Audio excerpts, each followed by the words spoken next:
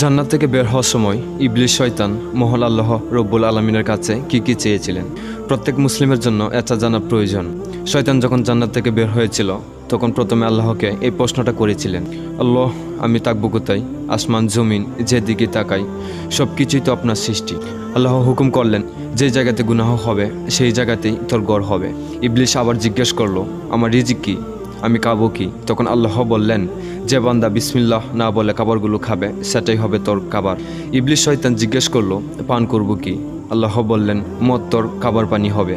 ইবলিস শয়তান আবার বলল, আপনি আদম সন্তানদেরকে কিতাব দিয়েছেন, আমার জন্য কি দিবেন? আল্লাহ বললেন, তোর জন্য রয়েছে জাদুর কিতাব। শয়তান সর্বশেষ বলল, হে আল্লাহ, আপনি মানুষদেরকে দোয়া আর সেজদা দুইটি হাতিয়ার দিয়েছেন, আমাকে একটা হাতিয়ার দিন। তখন আল্লাহ বলল, তোর জন্য সবচাইতে বড় হাতিয়ার হলো নারী, যাকে দিয়ে তুই ইনসানকে ভুল পথে নিতে পারবি।